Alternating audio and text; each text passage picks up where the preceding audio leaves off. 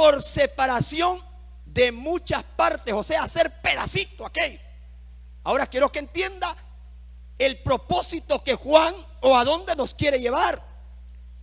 Y hay, por decir, un intenso de esta palabra. Aquí hay es un número que normalmente es el número para el griego. Oiga bien, despedazar a fragmentos diminutos. Eso es como hacer molido algo. Yo no sé si usted sabe, pero hay unas máquinas que se encargan de hacer la piedra, por ejemplo, triturarla, dejarla de media pulgada, de 1 pulgada, tiene medida. Pues imagínense que Juan está diciendo que una de las cosas para las cuales Jesús vino a la tierra fue para hacer pedacitos, así, las obras del diablo. Y esto me encantó, hermano, porque sabe, la gente está hablando una cosa y la gente está hablando otra, pero ¿sabe qué? Hay algo que todavía no hemos entendido. Hay algo que Dios ha puesto en cada uno de nosotros. Hay un poder que ha sido puesto, que la palabra es dunamis, de donde viene la palabra dinamita, aquella palabra que el evangelio es poder de Dios. Ahora bien, vamos, entremos en detalle. Veamos esto así. El origen de esto. Todo esto de lo que Juan va a hablar comenzó en el huerto del Edén. Ubíquese. Romanos 5:12 dice lo siguiente: por tanto, como el pecado entró en el mundo por un hombre, hablando de Adán, y por el pecado la muerte, así la muerte pasó a todos los hombres por cuanto todos pecaron. Cuando Juan va a hablar de las obras del diablo, tiene que ver con lo que se hizo allá en Génesis 3. Ahora bien, aquí hay dos cosas importantes que nosotros vamos a señalar. La primera palabra es pecado, del griego hamartías, que es errar en el blanco. Ahora, este pecado que aparece ahí creó lo que nosotros conocemos como las obras de la carne, que es parte de la obra de Satanás. Cuando allá Juan dice que Jesús vino para destruir o para despedazar, desmenuzar las obras del diablo. Entonces, note que aquí hay, si no me equivoco, 19 manifestaciones de pecado. Solo en lo que es el pecado, ese pecado que entró al hombre y que a través de un solo hombre pasó a toda la humanidad, lo que se conoce como el pecado original. Este pecado es lo que ha estado provocando escuche, desde el huerto del Edén hasta el día de hoy. Por ejemplo, yo estaba leyendo el capítulo 3, por ejemplo, las maldiciones. Oiga bien, las maldiciones que generó este pecado. Este pecado no solo tiene consecuencias espirituales personales, este pecado tiene consecuencias a nivel de la creación. Y yo ya lo he explicado. Por ejemplo, la tierra te producirá espinos y cardos, se le dijo a Adán. Pero antes de eso dice: maldita será la tierra. Y usted dice: pastor, ¿y cómo es que ustedes hablan de bendición? Porque yo no vivo bajo maldición. Levante su mano y diga: yo no vivo bajo maldición. Porque para eso diga, para eso vino Jesús. Aleluya. Para eso vino Jesús. Porque toda esa obra del diablo, toda esa obra que él pudo crear y levantar, ahora Jesús ahí hizo algo, la desmenuzó, la despedazó, la hizo diminuta, la hizo, ¿sabe para qué? Para que aquellos que son hijos de Dios entiendan en qué dimensión vamos a vivir, en qué mundo espiritual nos toca vivir, porque somos hechura suya. Aleluya, bendito es el nombre de Dios. Lo siguiente que tenemos aquí son, vamos a ver, 1, 2, 3, 4, 5, 6, 7, 8, 17 manifestaciones del pecado. Solo ese acto de Satanás en provocar la desobediencia de Adán provocó en el ser humano estas 17 manifestaciones. La otra palabra que aparece ahí es la palabra muerte. Así la muerte pasó a todos los hombres. La palabra muerte tiene 3 connotaciones. La primera es muerte física. Ya sabe cuál es, porque establecido está que el hombre muera una vez y después el juicio. La segunda muerte es muerte espiritual. Muerte espiritual es la separación del hombre y Dios. Toda la gente, así como decía la hermana que anda por allá afuera, y que no tienen a Cristo están muertos espiritualmente. Pablo va a decir, ustedes en otro tiempo estaban muertos espiritualmente, así dice Pablo. Pero ahora nosotros tenemos vida porque el Cristo nos ha dado vida a cada uno de nosotros. Entonces, no estamos muertos, amén. Y la tercera muerte, que es la muerte eterna, que es la separación eterna del hombre y Dios. Así está este plano, cómo se desarrolló la historia de la humanidad y cómo vino Satanás a ocupar una posición en cuanto a su reino de las tinieblas. El poder entregado a Satanás. Es curioso que en 5 versículos a Satanás se le da un título. Note este primero, Juan 12:31. Ahora es el juicio de este mundo, ahora el príncipe de este mundo. ¿De quién está hablando?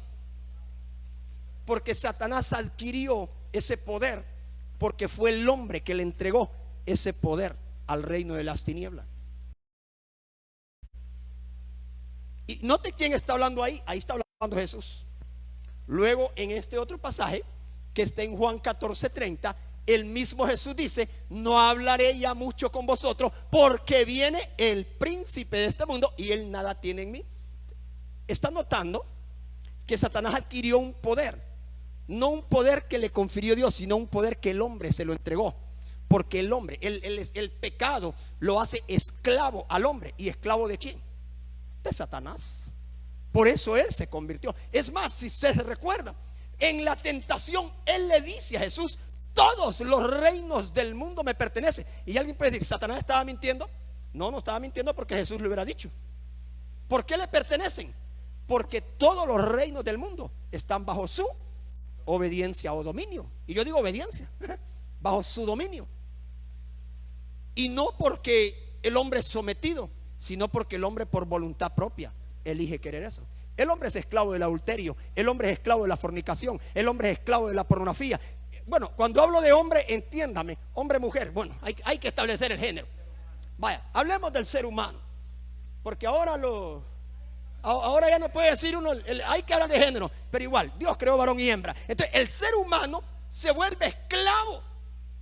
Es más, mire, yo recuerdo haber escrito un sermón que se llama Adicciones, y es sorprendente cómo el ser humano se ha vuelto adicto a esto. Ya no pueden vivir sin esto. No pueden vivir. Mire, cuando el celular se le descarga, casi se muere la gente porque allá anda viendo dónde lo carga. No sea usted esclavo de esas cosas. Mire, esto es bien tremendo, ¿no? Pero realmente hay tantas cosas de lo que el hombre se vuelve un esclavo. Tantas cosas. Y el pecado tiene la facilidad de esclavizar al ser humano. El pecado tiene esa facilidad. Y es que como el pecado, escuchen lo que voy a decir, es tan agradable a los ojos del hombre. Porque recuerda que Eva así lo vio. Eva, mire, ¿cuánto tiempo había visto el árbol Eva ahí en el huerto? Ahí estuvo el árbol. Pero hay un momento en su vida cuando alguien le sopla el oído y ella comienza a ver aquel árbol y ya no lo ve como lo miraba antes. ¿Sabe por qué hay cristianos que caen? Porque dejan de ver las cosas como la veían antes.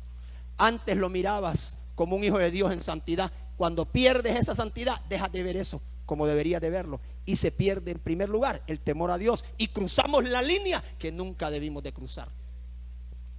Entonces el pecado nos va a esclavizar. El pecado se va a encargar. Escuche, mire, yo tengo un dilema y yo respeto, no me voy a meter en ese rollo, pero yo discrepo mucho con el tema del alcoholismo, porque me dicen, no, el alcoholismo es una enfermedad, entonces usted quiere estar enfermo, le digo. Y no voy a debatir, o sea, son otros 20 pesos. La Biblia dice que los borrachos no heredarán, y la Biblia dice que los que están enfermos necesitan médico. Y si fuera enfermedad, pues dígale al Señor que lo sane entonces. Pero discrepo en esa parte donde la psicología, bueno, fue la psicología, no sé si llegó a decir ¿quién declaró que el alcoholismo era una enfermedad? Después van a decir que la droga, ¿sabe? viendo con mi hija una película antigua, la famosa película de Los Intocables, una película vieja. Kevin Costner, Andy García, Sean Connery, estaban jóvenes.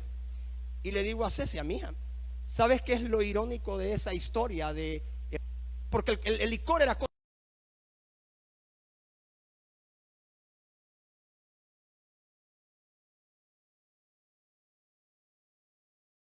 contrabando en ese tiempo.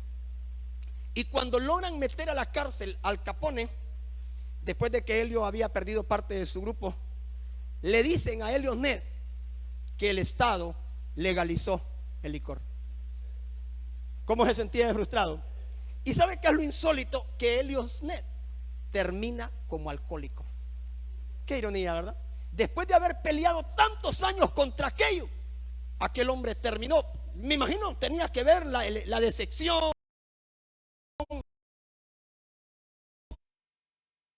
de que él dio la vida por combatir, en este caso, como los que hoy combaten la droga, ¿verdad? Que no es legal. En aquel tiempo el alcohol, el licor era ilegal. Y después de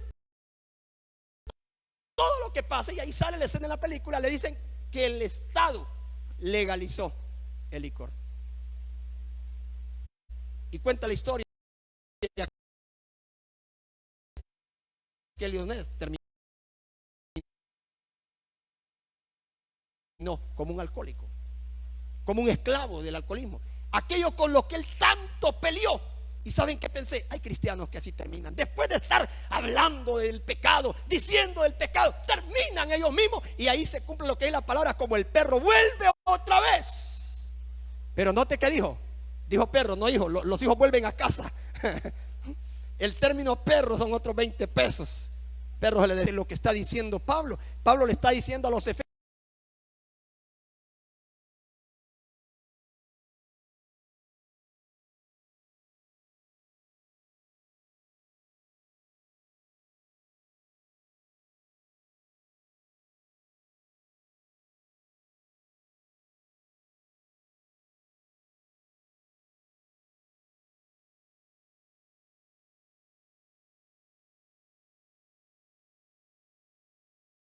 que dice que hay cristianos, porque el término hijo dice, hay cristianos que están viviendo, dice, bajo este espíritu.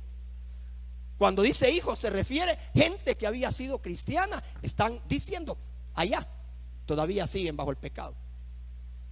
Hay cristianos que se descarriaron ahorita en esta semana, hay otros que se van a descarriar en el carnaval, y así, hermano.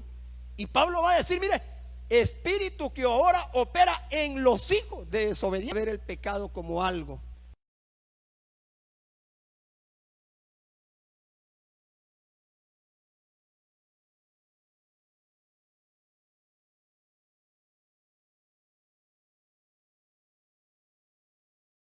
que puede ser deleitoso para nosotros. Nunca, jamás. Había una gallina que no sabemos cómo apareció muerta, y qué yedía eso. Así debemos de entender el pecado, como algo asqueroso, ¿me entiende? Algo que es horrible. Pero ¿cómo puede ser? Porque eso es lo que está pasando realmente. ¿Y sabe qué es la apostasía? La apostasía es que cristianos están volviendo otra vez al mundo de antes. ¿Sabe que hay cristianos que están como los judíos? Ay, decían, me hubiera quedado mejor en Egipto. Allá comíamos cebollitas, allá comíamos esto, comíamos lo otro. Oiga bien, ¿en qué cabeza cabe pensar que yo voy a estar mejor allá en el mundo? Desde ninguna perspectiva. Pero hay otros pasajes que siguen enseñando. Juan 16:11, y de juicio por cuanto el príncipe de este mundo ha sido ya juzgado. ¿Por qué se le dio un título a Satanás? ¿Por qué se le entregó a Satanás este título?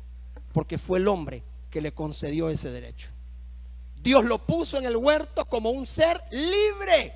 Escuche eso. Dios puso incluso los ángeles en el cielo. Fueron creados de la misma forma, pero según la Biblia, en la rebelión de Lucero, 3/4 partes de los ángeles se vienen con él. En lo que nosotros conocemos como el mundo preadámico. Y el último versículo lo tenemos en 2 Corintios 4:4, en los cuales el Dios de este siglo cegó el entendimiento de los incrédulos, para que no les resplandezca la luz del evangelio de la gloria de Cristo, el cual es la imagen de Dios. Como dice, el Dios de este siglo. ¿Quién le confirió a Satanás ese poder? Se lo dio el hombre. Se lo dio a Adán, se lo dio a Eva en aquel momento. Y eso trajo las consecuencias de lo que hoy el mundo vive. Y ahí vienen las maldiciones, ahí viene todo lo que está pasando en el mundo. Y de ahí empezó Dios. Mire, ¿qué tuvo que hacer Dios? Dios empezó a emitir juicios contra el ser humano. Y todos conocemos que la primera generación de humanos vivía hasta 900 años, hasta que Dios dijo: no, el hombre tiene muchos días, vamos a cortar, 120 serán sus años. Y entre el primer juicio, el diluvio. Porque ¿sabe qué dice un pasaje? Que la maldad era tanta que todo designio de la intención, del pensamiento del hombre, era de inclinación solo al mal. ¿Se explica usted? Tanta maldad había antes del diluvio, tanto pecado había en Sodoma y Gomorra, tanto pecado había en todas aquellas zonas donde Dios tuvo que emitir juicios. ¿Sabe? Le digo hoy, los mismos juicios han venido ocurriendo a través de efectos naturales, a través de desastres. Allá en el 2004, si no me equivoco, por aquellos países de Asia, un maremoto mató 380,000 personas. Y la gente dice: ¿y esto por qué? Y yo estaba investigando que la depravación en estos lugares es sorprendente, la forma de vivir de estas personas. Dios jamás va a dejar pasar por alto el pecado, y no lo va a hacer con el mundo, mucho menos con sus hijos. Por eso hay una reprensión para David, por eso hay una reprensión para todo aquel, porque la Biblia dice que el padre que ama a su hijo lo va a corregir. Entonces, hermano, dése cuenta que ese poder se le entregó a Satanás, y Satanás tiene ese poder y él sabe que tiene ese poder. Pero Juan está diciendo allá: está bien que él tenga el poder sobre el pecado, pero para eso ha venido el Señor Jesús. Ahora, veamos lo siguiente. La misión de Jesús, en primer lugar, deshacer las obras del diablo. Ya lo explicamos. Pero vean estos pasajes, Juan 8:36. Así que si el Hijo os libertare, seréis verdaderamente libres. Y también el otro está en San Juan 8:11 y 12. Y conoceréis la verdad, y la verdad os hará libre. O sea, cuando Jesús es designado en la eternidad, desde que pasa lo que pasa en el huerto, Dios ya tiene un plan con la humanidad. Y aquí aparece el famoso versículo que todos conocemos como el protoevangelio: y pondré enemistad entre la simiente de la mujer y la simiente de la serpiente. La mujer no tenía simiente, eso ya todo el mundo lo sabe. Se refería a Jesús. Es la primera referencia en la Biblia sobre Jesús, porque la mujer no tiene simiente. La semilla está en el esperma. Es más, la palabra en el hebreo es la palabra cera, esperma, semilla. La mujer no tiene semilla, la semilla está en el hombre. Entonces, cuando dice la simiente de la mujer, no se refiere a un hijo que iba a tener la mujer, porque la mujer no podía engendrar. Pero sí había una promesa, que el Hijo de Dios vendría 4000 años más tarde, porque la promesa decía: le va a aplastar la cabeza a la serpiente. ¿Y sabe qué? Y eso se convirtió en una realidad, porque la primera vez que aparece Jesús, dice Juan: señores, haga un alto, porque aquí viene llegando no el Cordero de los hombres, sino que el Cordero de Dios, que quita el pecado del mundo. El poder de las tinieblas estaba llegando al final. El poder de Satanás estaba en sus últimos días. Alguien dice amén. Y luego Colosenses, el apóstol Pablo va a decir: anulando el acta de los decretos que había contra nosotros, porque había un acta que decía que tú y yo estábamos condenados a la eternidad, pero tomó Cristo el acta y la clavó en la cruz para que usted y yo pudiéramos ser libres de toda maldición de pecado, de toda maldición generacional. ¿Sabe por qué? Y despojando a los principados y a las potestades, ¿qué hizo? Los exhibió públicamente, triunfando sobre ellos en la cruz. La cruz no fue, escuche, derrota. La cruz fue victoria. Tenía razón Jesús cuando dijo: Padre, que esta copa sea como tú, porque si es como yo quiero, quién sabe. Pero Jesús se somete como hijo. ¿Sabe? Esto fue cierto y público. en una declaración. Yo traté de ver todo el video porque hay veces que se puede sacar una palabra de contexto. Pero en una de sus, yo no sé si encíclicas le llaman, el Papa dijo que la muerte de Cristo había sido el fracaso más grande.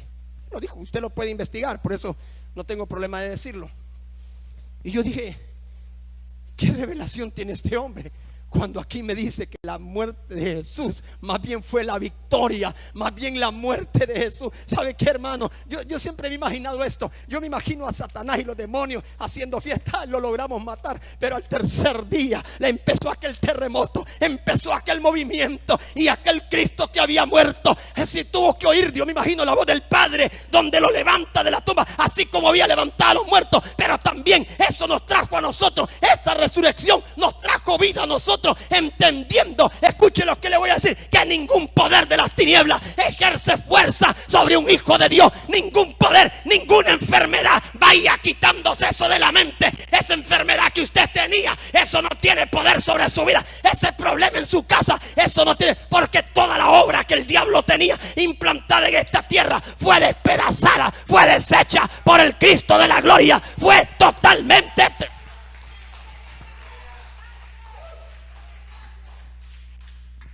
Hay gente que necesita ser sanada hoy.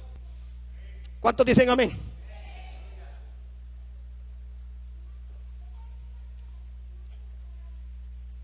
Cuando tú entiendes esa obra de Jesús, cuando Juan dice, para esto vino Jesús. ¿Sabe? Si usted no entiende esta revelación, usted tiene muy en poco el evangelio. Para empezar, el evangelio es buena noticia, no mala noticia. Y la buena noticia es que Jesús en la cruz despedazó a Satanás. Y usted dice, pastor, pero ¿por qué el mundo sigue en lo mismo?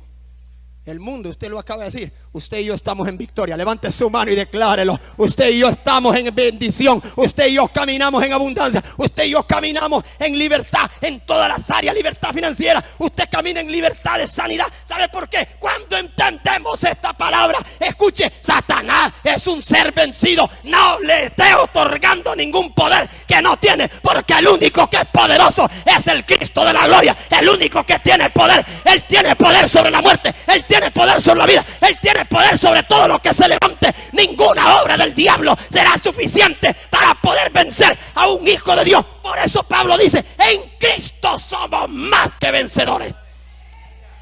¿Y sabe por qué me encanta esta parte? Por esa palabra. Mire, por eso cuando estudiamos necesitamos conocer el idioma original, porque esa palabra más que vencedores es upernicao, que significa tener una super victoria. ¿Cuánto le ganó el Vida? 1-0. Eso no es una super victoria. 10-0, 20-0 es una super victoria. ¿Han oído en las carreras de caballos? Ganó por una nariz. Eso no es nada. Ganó por 10 caballos. Eso es una super victoria.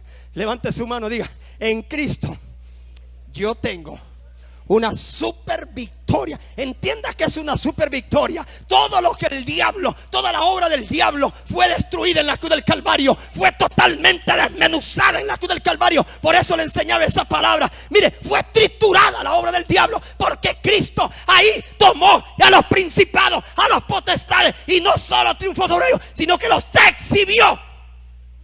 Los exhibió.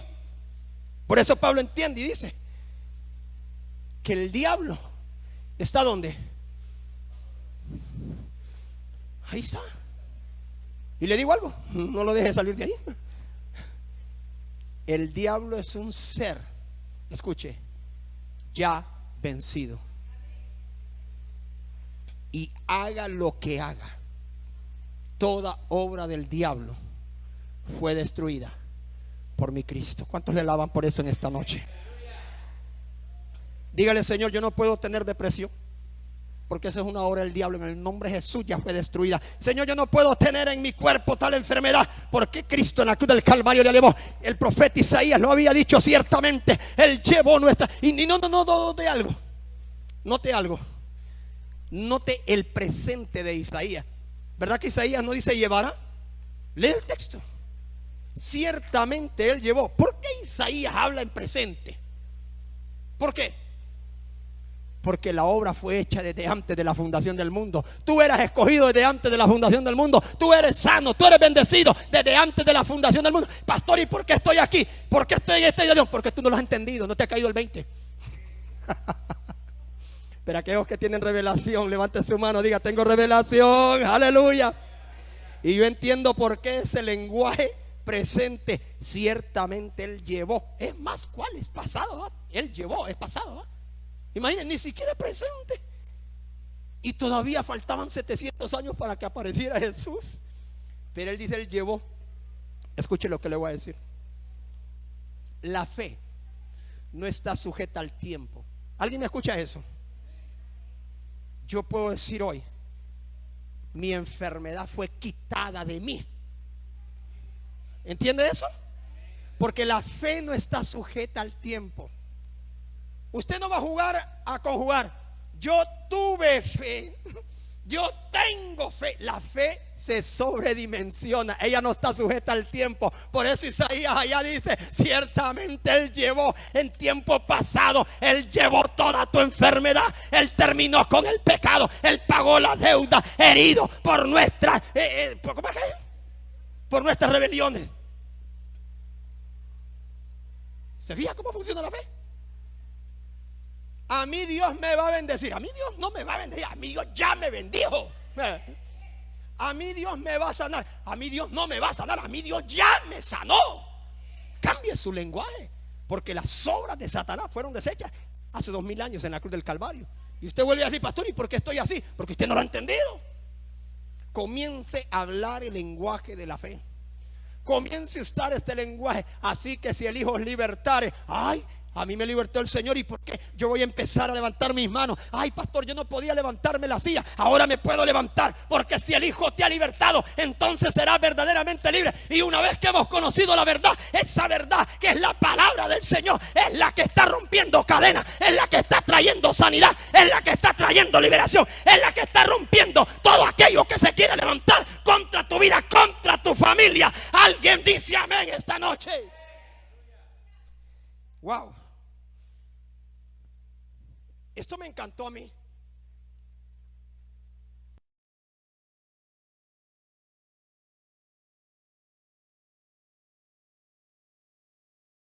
Implica anular un, ¿cómo le llaman?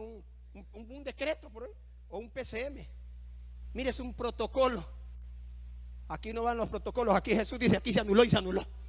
Hoy Jesús dice: se va la enfermedad, se va la enfermedad. Hoy Jesús dice: yo te bendigo. Y eso ya está hecho. Cualquier cosa, mire, cualquier cosa te puede ir que vengan los brujos a decir que te van a poner sapos en la barriga, que el Señor reprenda al diablo. Estás hablando con un hijo, estás hablando con una hija de Dios que ha creído en la palabra. Estás hablando con alguien que tiene revelación. Estás hablando con alguien que no es cualquier perico los palotes, es con alguien que ha sido escogido desde antes de la fundación del mundo, y Dios lo ha sentado con los príncipes de su pueblo. Alguien dice amén esta noche.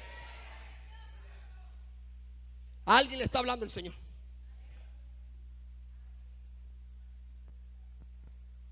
Usted no tiene idea de lo que una palabra puede cambiar tu vida. Una palabra. Para aquel centurión bastó una palabra. ¿Se recuerda? Jesús le dijo: yo voy y lo sano. No tienes que ir. ¿Cómo lo dijo? Solo di la palabra. Mire, mañana que usted se levante: Señor, solo di la palabra para mi día,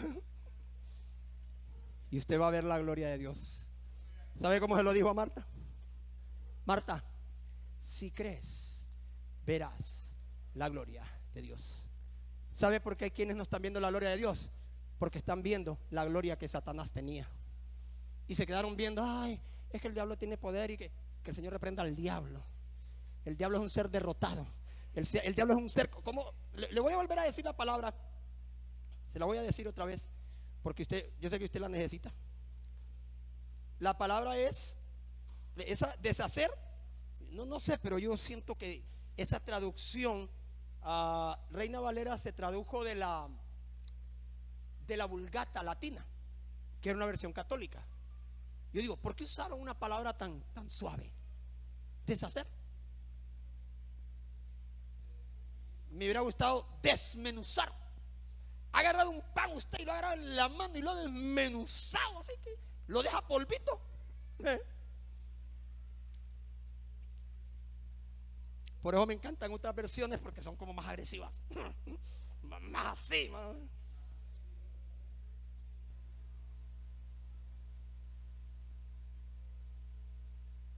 ¿Cuál es la palabra?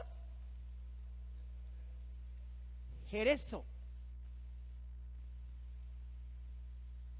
Despedazar a fragmentos diminutos. Wow, qué fuerte eso. Despedazar a fragmentos diminutos. Su enfermedad va a ser despedazada a fragmentos diminutos. ¿Cuántos dicen amén? Ese problema va a ser despedazado a fragmentos diminutos. ¿Sabe el poder que tiene una bomba, por decir? ¿Sabe el poder que tiene una bomba? ¿Sabe que estaba viendo un documental muy interesante? Que Hitler o Alemania en el tiempo de Hitler querían construir una bomba atómica, más que todo para destruir Londres. Y lograron los aliados, ¿cómo es? Como los espías, ¿verdad? Y Hitler mandó un barco por un lago, todo el material, agua pesada le llaman ellos, que es un líquido especial que iban a usar para esa bomba atómica supuestamente, pero los aliados intervinieron y lograron hundir ese barco, y hace poco empezaron a descubrir. Entonces, ¿qué es lo que le quiero decir con esto? Hay quienes se quedaron, ay, Satanás tiene poder. Satanás no tiene poder. Tenía poder. Ese poder le fue quitado cuando Jesús murió en la cruz del Calvario. Y ese poder fue transferido ¿a quién? Levante su mano, díganlo, a nosotros. Por eso Juan dice: vosotros tenéis la unción. El pecado ya no tiene potestad sobre nosotros. Así como lo oye, el pecado no tiene potestad sobre nosotros. La enfermedad no tiene potestad sobre mi vida. Vamos, te sales de mí. Tú no puedes estar en mí. Ahí está la palabra. Y despojando a los principados. El acta fue, ¿cómo dice aquí? Anulada. Que esa acta era contraria. Pero necesito avanzar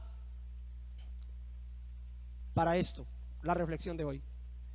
Solo la sangre de Jesús nos hace libre de las obras del diablo. Bueno, en sí no es una frase mía, es algo más bíblico, pero eso es una realidad. Jesús le dijo a su iglesia: van a hacer esto en memoria de mí. ¿Se recuerdan? Cada vez que tomen esa copa, eso va a representar mi sangre, porque la sangre de Jesús tiene un poder. ¿Cómo dice Juan? La sangre de Cristo nos limpia de todo, no digo de todo pecado. Y si la sangre de Jesús tiene el poder de limpiarnos del pecado, también tiene el poder de sanar la enfermedad, también tiene el poder de restaurar lo que se había destruido, también tiene el poder de restituir todo aquello que se había perdido. ¿Cuántos dicen amén? Por lo tanto, entonces, esto termina así. Y precisamente que estamos en la fecha de la Pascua judía, porque es el 14 de Nisan, la fiesta de la Pascua. Jesús dijo una frase en la cruz: consumado es. Y yo la usé en Reina Valera porque, pero en otra versión dice: está hecho. Mire qué cosa. Esa frase es suficiente para entender quién soy yo ahora. Esa frase es suficiente para entender de las famosas 7 frases que Jesús dijo. Cuando dijo hecho está, Jesús dijo: usted es libre, usted es sano, hecho está. ¿Sabe por qué? Porque Él en la cruz del Calvario venció las obras de Satanás. Entonces, ¡ay, qué pequeño! Hace 2000 años, mi computadora no tiene la ñ gringa. Hace 2000 años Jesús realizó el acto más grande de, porque se recuerda que fue por amor, ¿sí? De tal manera amó Dios al mundo, amén, deshacer las obras del diablo. Solo pudo ser mediante la sangre de Cristo, el Cordero de Dios. Hoy el pecado ya no tiene poder, escuche esto, sobre los hijos de Dios. ¿Sabe por? Y si el pecado no tiene poder, el pecado trajo la maldición de enfermedad. Si el pecado no tiene poder en mi vida, tampoco la enfermedad tiene poder en su vida. Tampoco todo aquello que el diablo vino y trajo al mundo y metió, no tiene poder, porque ahora vivo bajo la identidad del Hijo de Dios. Vivo en el reino que Dios ha establecido para que es su pueblo, para que es una nación santa. Vosotros sois linaje real, pueblo adquirido, nación santa. Levante su mano. Yo pertenezco al reino de Cristo, donde las obras de las tinieblas ya no tienen ningún poder, y el único poder que sobresale es el poder de la sangre de Cristo para traer a nuestra vida la abundancia, la revelación, la sanidad, la restitución y todo aquello que usted y yo necesitamos en esta noche. Aleluya. Comience a creer en esta noche por algo glorioso para su vida. Comience a creer en esta noche que algo grande empieza a suceder. Y ahora le digo, se lo voy a volver a decir, la fe no está sujeta al tiempo. Quiero que entienda eso. La fe no está sujeta al tiempo. Y lo estoy repitiendo, no sé por qué lo repito. Si Isaías dijo ciertamente, él llevó, y lo dijo en pasado, ¿cómo yo no voy a declarar una palabra de fe sobre mi vida, sobre mi casa, sobre mi familia, sobre mis hijos y sobre... Mire, por eso me encanta cuando le dijo a Josué, todo lugar que pisare la planta de tu pie será tuyo, aleluya. Todo lugar, mire, todo aquello en lo que anhelaste en tu corazón, porque Él concederá las peticiones de tu corazón. Es tiempo de levantarnos. Es tiempo de empezar a echar fuera de nuestra vida toda aquella basura que nos habían metido en la mente, y empezar a creer que un Dios soberano, poderoso, es el que gobierna mi vida. Por eso no me canso de decir, mi socorro viene de Jehová. Mi socorro viene de Jehová. Todo lo que el mundo pueda crear para meter en la mente del cristiano no es suficiente para un hombre y una mujer que tiene revelación de la palabra.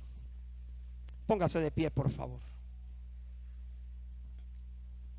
Y yo quiero que usted le crea al Señor por algo que usted ha estado orando todo este tiempo, por algo que usted ha estado clamando todo este tiempo. Puede ser sanidad, puede ser deuda, puede ser... Yo siempre digo, cuando digo deuda, no me la malinterprete. Yo no digo que la deuda va a desaparecer del banco. Yo digo que